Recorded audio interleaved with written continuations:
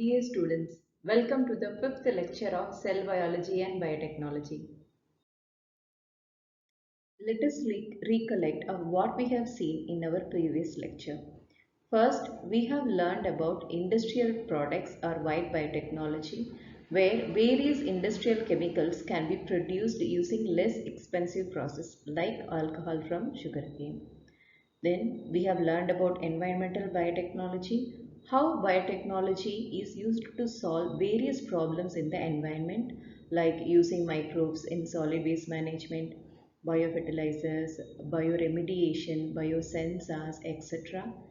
Then we have learned about food biotechnology, how various food items are produced with the help of microorganisms. Then we have learned about DNA fingerprinting, where DNA sequence is unique for every person, and due to this identifying a person can be very easy with the help of the available DNA. It is mainly used in forensic sciences. Then we have learned some important stages in agricultural development. In that, the first thing we have learned is about green revolution. Green revolution is nothing but applying various methods for harvesting maximum yield from minimum land. We have then learned about white revolution, how milk and milk products are processed, stored for a longer time, and various experiments were performed for quality control, newer dairy products and their preservation. Last, we have learned about blue revolution, which is nothing but production of various useful aquatic organisms with the help of water. All these are possible due to biotechnology. Let us move on to our homework questions. The first question is, learn more about the cloned sheep Dolly. Dolly was the first mammal to be cloned. For this, two varieties of sheep were chosen. The first one is a Finn Dorset variety, the other is a Scottish white sheep. Nucleus from udder cell of the Finn Dorset has been introduced into the enucleated, that is, from the ovum nucleus has been removed.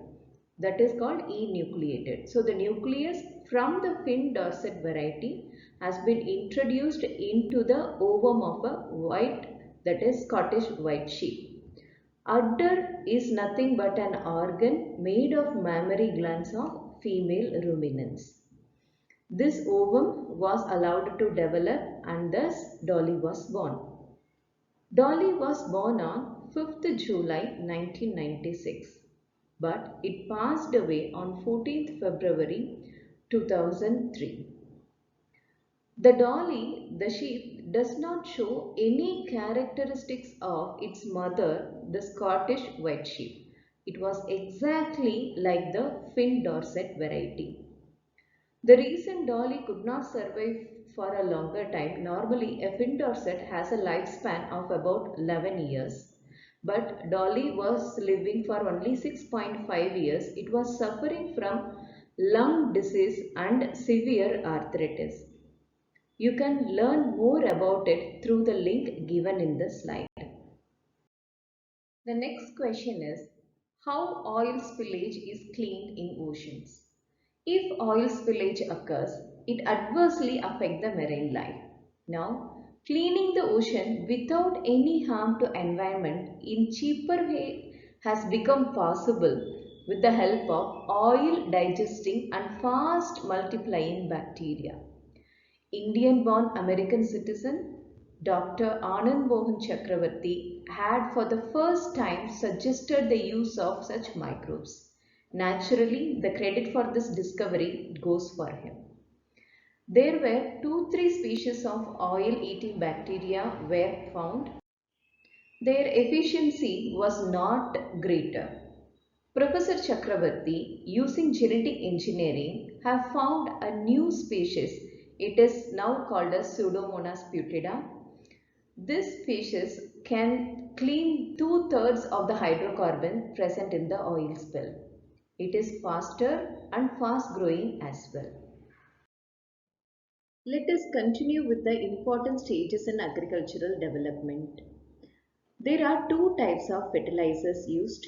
One is an organic manure, the other is a chemical fertilizer. When we use organic manure, the water holding capacity of the soil increases. Upper layer of the soil is very important for agriculture. It is made of humus. Humus is a dark organic matter formed by decomposition of plant and animal waste. Not only animal waste, dead plants and animals also. Various essential elements like nitrogen, phosphorus, potassium can be available to the crops due to earthworms and fungi. In soilless farming, that is hydroponics, where only water is used to grow the plants, liquid chemical fertilizers are used. However, there are more harmful effects of liberal use of chemical fertilizers. It includes decrease in fertility of soil. Let us now discuss about insecticides. Though the natural immunity of the plants can save it from infections and presence of natural friends of farmers like frogs, insect-eating birds, etc., usage of insecticides and pesticides are not under control. They are used on a large scale irrespective of the fact that they are poisonous. This poison enters the food web through water and food and its biomagnification occurs. Biomagnification means concentration of a toxin in tissues of living organisms at a successively higher rate in the animals of food chain. Various pesticides like DDT, malathion, chlorpyrifos, etc. have proven to be dangerous. Nowadays, organic farming and organic products are becoming popular. In spite of availability of organic products, their demand is ever increasing. The adverse effect of chemical fertilizers and pesticides on human and environment has become apparent. Various problems like soil infertility and pest infestation have become serious. So, to overcome these problems, farmers are opting for organic farming. It includes complete ban of chemical fertilizers and pesticides and using local sturdy varieties and thereby maintaining environmental balance. Apiculture is scientific method of rearing honeybees. So apiculture or beehiving is the care and maintenance of honeybees for honey and wax. In conventional method of extracting honey, the bees are driven away by the smoke caused by the burning torch. Then the hive will be cut into pieces. It is a worse method since it leads to the death of large number of honeybees. However, honey can be easily extracted without destroying the hive and killing the honeybees if we use artificial bee boxes. Our country has been gifted with a great biodiversity. We have a strong relationship with nature. We have a great tradition of practicing Ayurveda to cure diseases.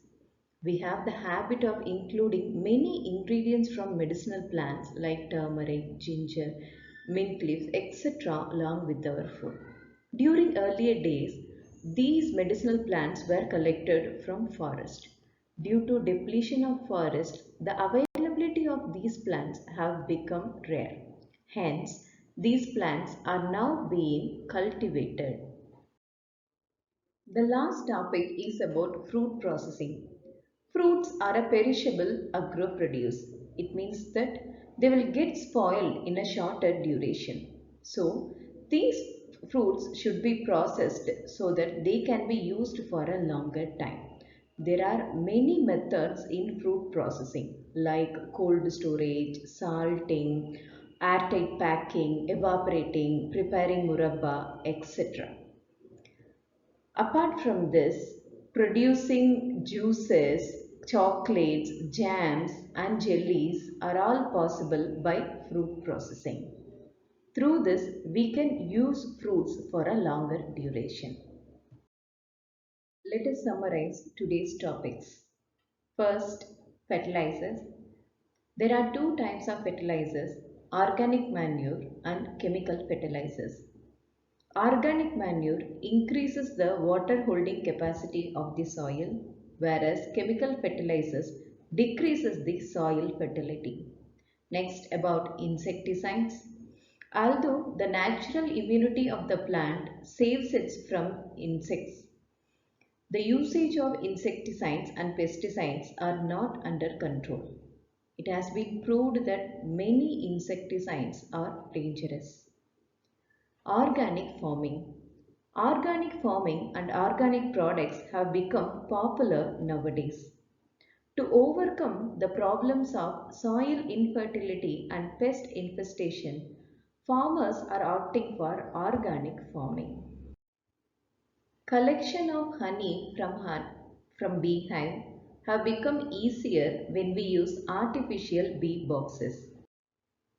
Medicinal plants are now being cultivated due to depletion of forest and rare availability of those medicinal plants. Finally, about fruit processing. Due to fruit processing, now it has become possible to use fruits for a longer duration. Today's homework is write short notes on importance of medicinal plants and complete the chart in question number 6 of page 100. It is an exercise question. Thank you.